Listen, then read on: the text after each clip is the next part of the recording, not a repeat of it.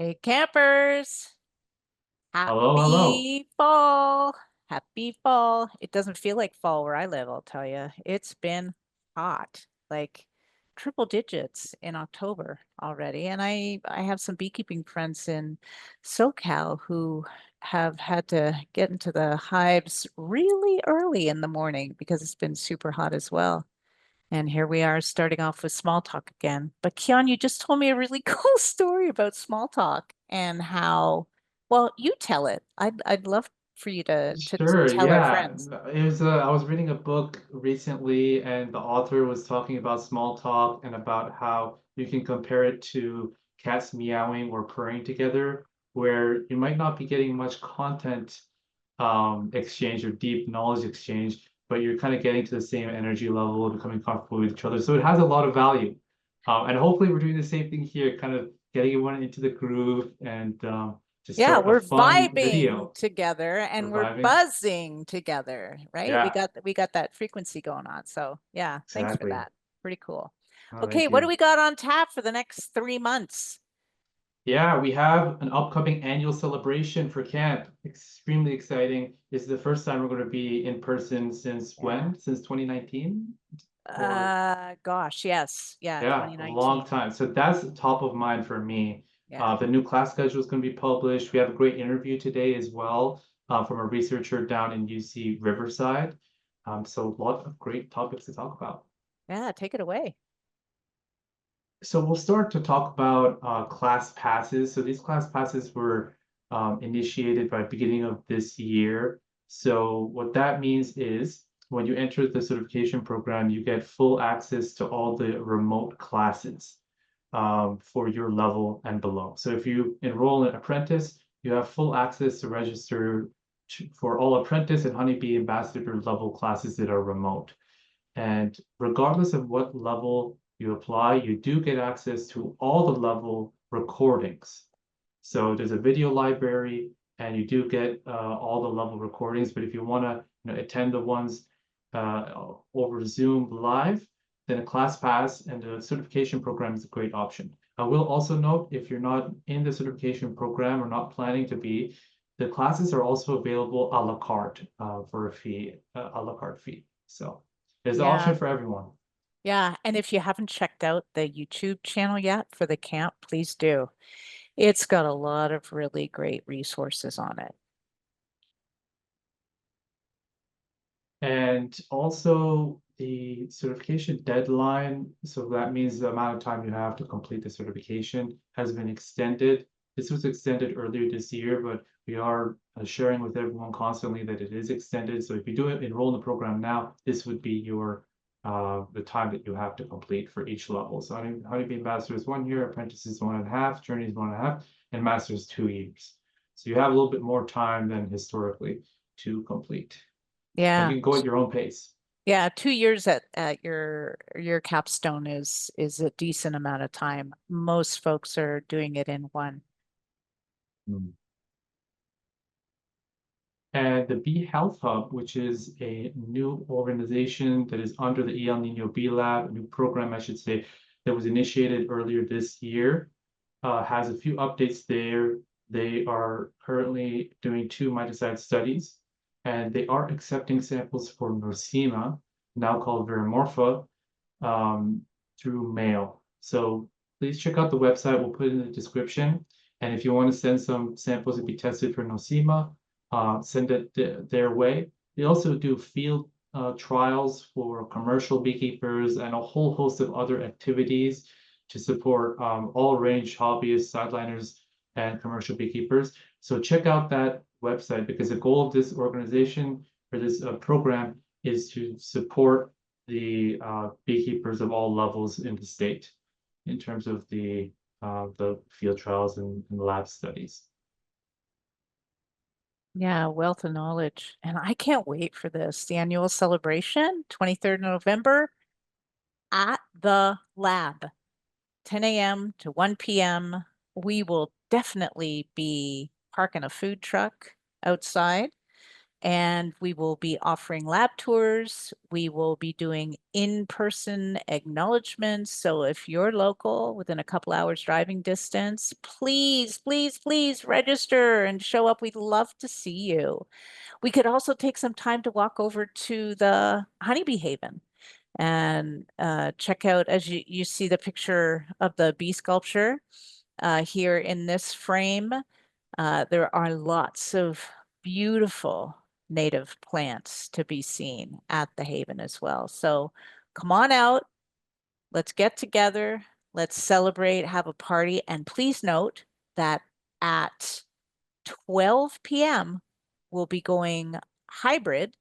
So for folks who are in Southern California, just can't make it, we'll do that celebration piece of our gathering online so everybody will be able to participate.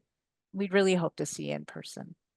Yeah, that's great. We have those options of both in person and remote, so we can include everyone. I'm glad we're able Yeah, to do that. and you've got an RSVP that folks can click on in the newsletter, right? Exactly. There's RSVP is going to be in the newsletter, is also going to be in the description of this video. And so also there has been an interest form that was open all year to give us a gauge Yeah. of how many people were interested.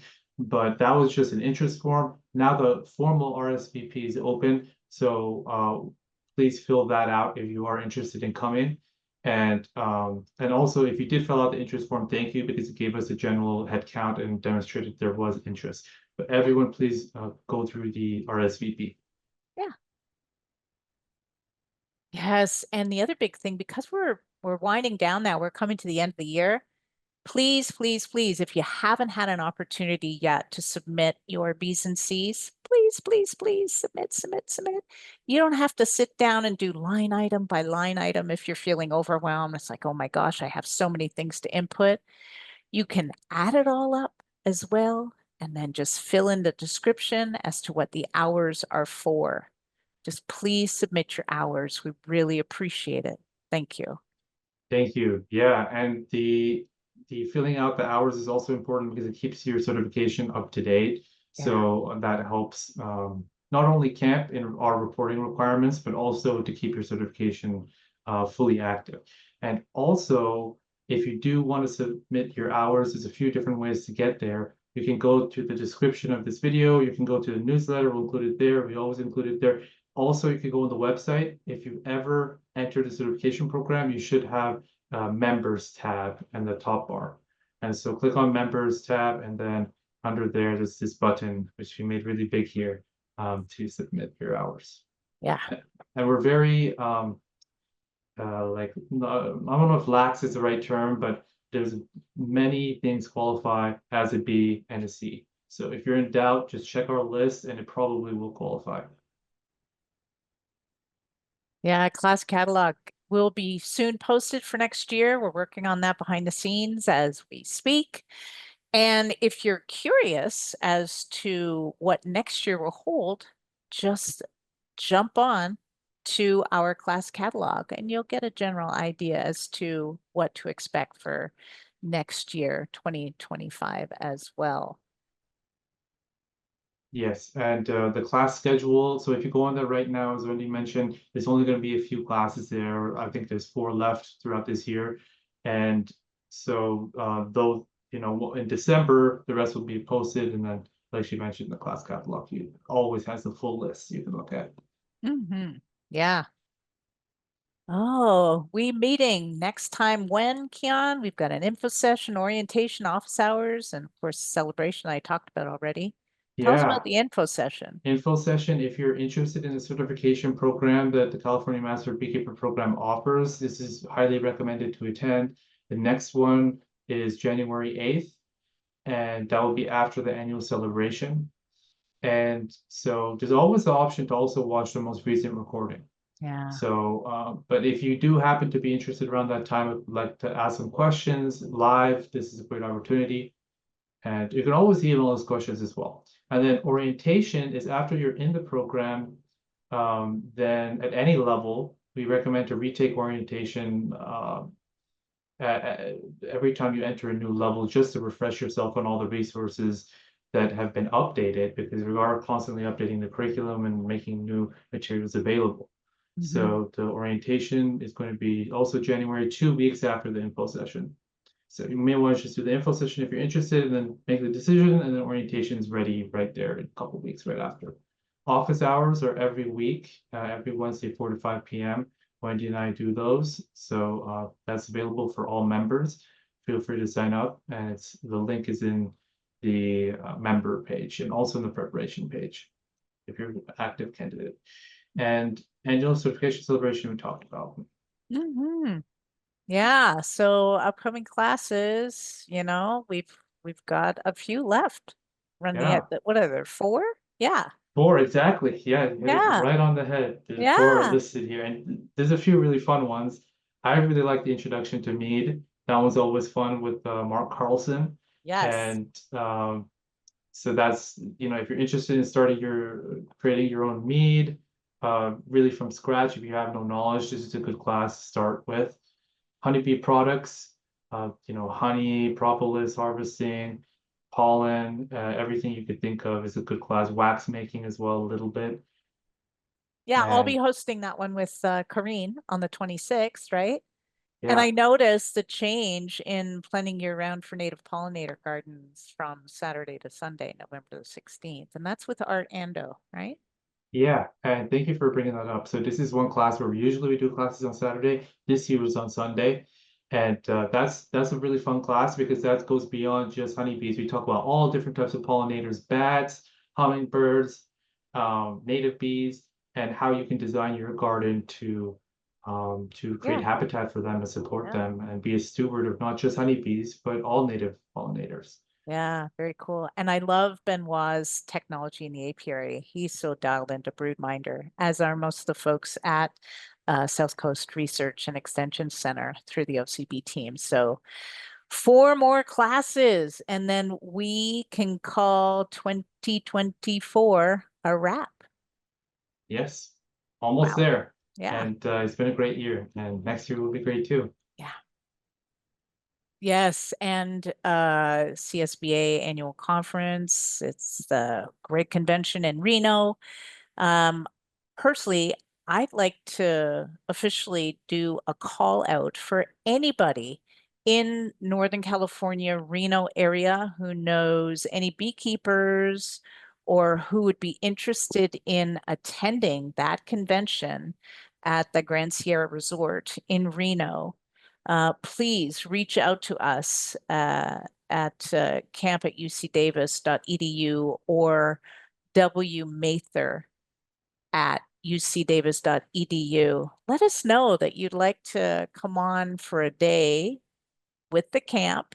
You can get into the convention at no charge and just help us out and experience a fabulous afternoon discussion panel, which will include Dr. Elena Nino. It will include our Bee Health Hub participants, Rob Snyder and Matt Hepfinger. We've also got Rebecca Masterman from today's beekeeping podcast. And we have Dave Stoffel, who is a former apiary inspector for the state of California. So bring your questions and bring yourselves and bring your bee friends, right? We want to see you there live. And if you happen to also know any teachers in the area who would be interested in bringing some high school students for our traditional day in the camp, where we get to just experience, explore, get curious about honeybee dissection, as well as just general beekeeping.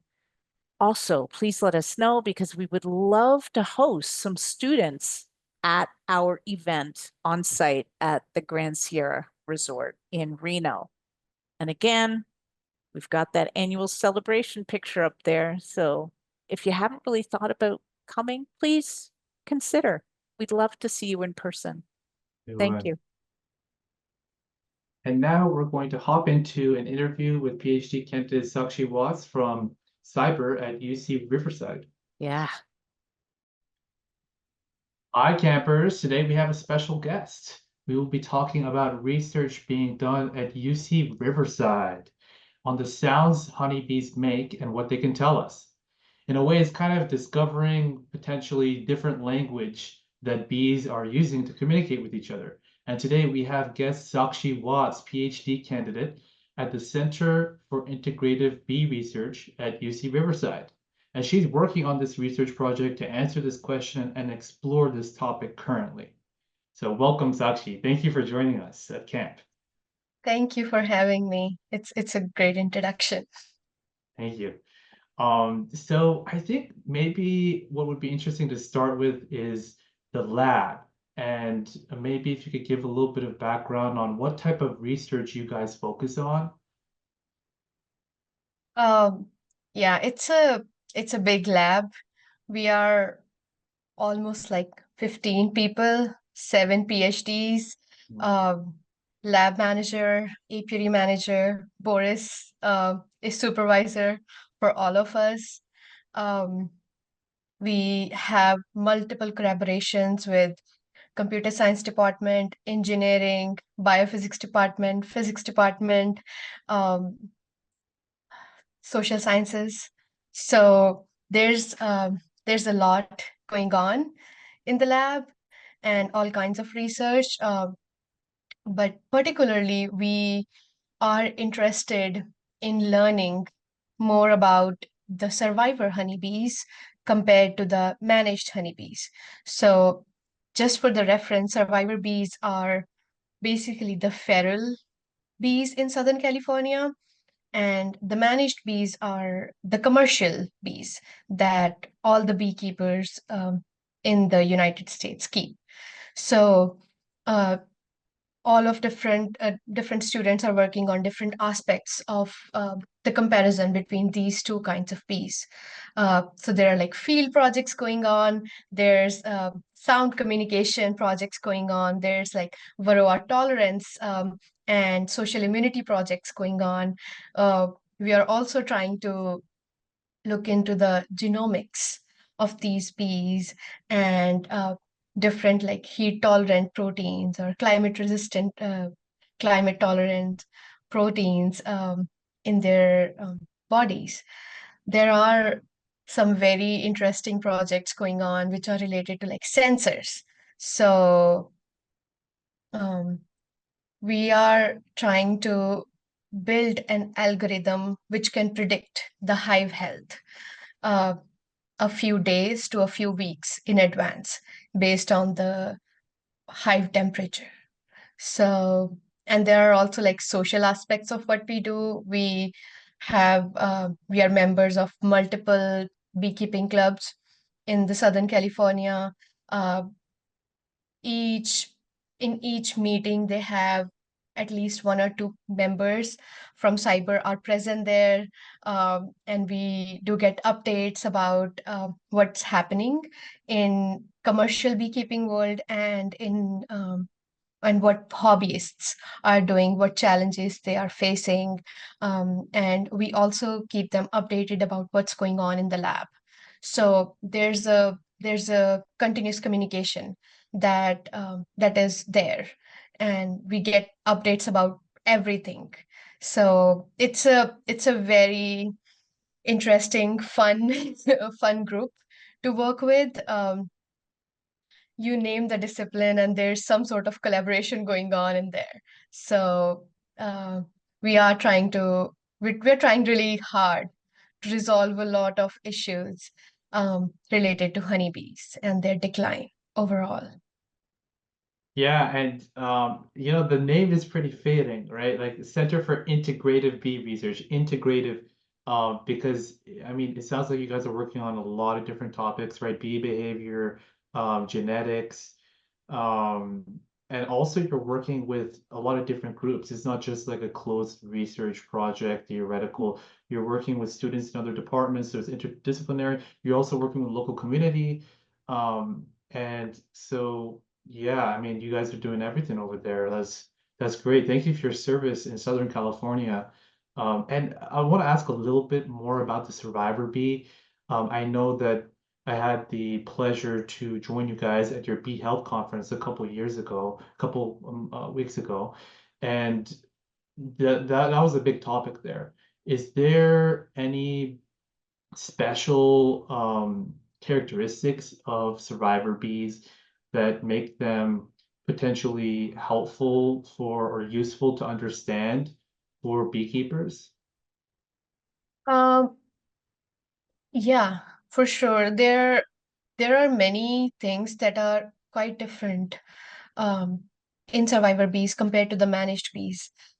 First of all, if you're a beekeeper and you have had the experience of working with both of these genotypes, you can tell it. You can just tell that the difference because um, the way the survivor bees behave is like an independent person on its own.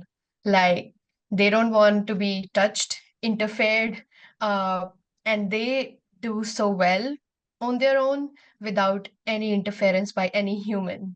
So they don't need feeding, they don't need medication. There are colonies that we have in our apiary for like multiple years, and we haven't touched them. They are there just building themselves more and more, and like every once in a while we split the hives in two and then they keep growing even when the times when there's not a lot of forage out there for bees, and it's sort of like a deprivation period for them, so they still keep up with it, which is great. And when we compare it to the managed hives, there's a lot of human management involved. We need to evaluate hives every few weeks, or once in a month, or once in 2 months at least. um, there's a lot of medication that we need to provide them to make sure that they stay alive, the mite number in those hives don't go up, um, and in most cases, even after all of that management that we do and all the effort that beekeepers put in, uh, most of those hives, sorry, it's motion sensor. So most of those hives, or at least some of those hives, still don't make it in the winter. Uh, and we all know about bee informed partnership and like colony losses in managed hives annually. The numbers are just, it's insanely high. And those are for managed hives. But the survivor hives, they are different. They are just built differently. Um, they tolerate like hot climate in Southern California, and um, they don't die in winters as well.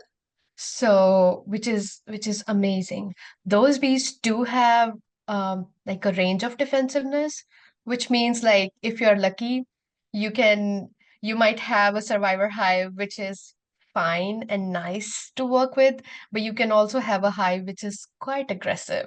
So Well, there's that's very there's good. quite a range. So that's one difference that you always feel while working uh, with the survivor hive compared to managed hives, which are quite docile and gentle to work with. Yeah, no, thank you for that context because I know the stereotype for bees in Southern California, they're often called Africanized, right? I know you guys call them survivor bees, and in camp we try to move away from that term Africanized. We call them Scutellata hybrids, right? They're called a lot of different things, and the stereotype a lot is that they're bad, they're dangerous, they're overly defensive. But I appreciate that you guys are doing that research to see that, well, they're very successful. That can't be denied, and there might be some things that we can learn from them, right? And so yeah, so that's great research that you guys are doing, and it is also an important context that we try to share, and we want to continue sharing through the program that nothing's black and white. There's no bad and good, and Mm. there's always silver linings, and you have to look at it holistically, like you guys are doing. So I do want to get to talking about this auditory research project you're working on. But before I do that, I do want to ask, how did you personally get interested in bees? Was it something you're interested in since you're a kid, or something happened in college, or yeah? Uh, yeah, it's an interesting story. Um, I so I was always in science. Biology was my thing since high school. there are like some nerds in biology, and there are like some students in every class you go to understand some aspects of some specific subject, and biology was my thing. And I knew like I'm gonna be in biology. I just didn't know what part of biology. Um, I did get into Punjab Agriculture University in India, and it's like a major university in agricultural sciences. So, and I had my 4-year degree in bachelor's in agricultural sciences, and my major was plant protection, which involved entomology and plant pathology. But I found entomology quite fascinating. And uh, in the last 6 months of my undergrad, we had a choice of either, getting trained in apiculture, or uh, we can get trained in biocontrol of crops. So, because I was entomology major and I had a course with bees, and I was quite fascinated with bees, um, I um, I of course chose the apicultural training. So in those 6 months, those were probably like the best 6 months of my degree, because I would just go to the apiary, probably like for 3 hours every day in those 6 months, and just like open the hive, check on. I was given like a specific number of hives that were mine, and I had to take care of them. I had to raise queens out of it. And there was like a whole training program that was going on in those 6 months. And at the end, uh, whatever queens we produced, we would sell them, and we will get that money as Oh, students. really? No way. Yes, I like that yes. So, program. right? It's quite interesting, especially for uh, broke undergrad students. Okay. So I love that part of my degree for sure. And then I got into University of Texas, Rio Grande Valley for my master's in biology. But I was working with a different insect. I was working with tobacco hornworm, um, a pest related to tomato industry. Uh, but during my master's, I had a calling that I need to go back to bees, Mm. and I loved research. Even if it wasn't with the bees, I knew that I'm really enjoying this part. So I emailed Boris, and we did set up meetings, and we did have uh, quite a few chats, and I applied to UCR for PhD program. And I'm here. I I am really loving it here. It's fascinating what people do here, what we see every day. It's amazing. Yeah, I love how when you found what you loved, like the bees, you did what you needed to do to continue that work. And, whether Hmm. that meant reaching out or instead of just getting stuck in a certain career path that you don't really want to do in the long run. Yeah, Yeah, and yeah. it's a pleasure meeting you guys. I mean, what I love about your guys' lab is like everybody's really, really invested and interested in the work that they're doing, whatever they're doing. So I really respect that. Um, yeah, that's great. And so in terms of the project you're currently working on, what is the questions that you're trying to answer with this auditory research project? Uh, so this project came to me in um, in an unusual way, because I was working on this field project comparing like managed and survivor bees and their growth and survival uh, over like multiple years. So it's still running. And whenever I would like go to any hive, a very angry hive, it would make me angry as well. And I was like, what the heck's going on? And I would always complain to Boris, like, my hives are very bad, my hives are very angry. And then at that time, I was also working with the volatile based communication in honeybees related to Nuzima cerani.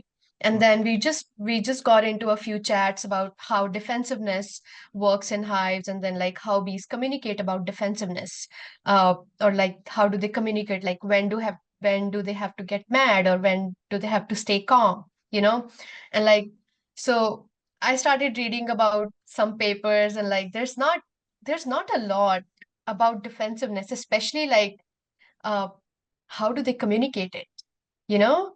Um, but there were a few papers out there which would talk about sound that is produced by the hives when they are faced with certain threats or disturbances.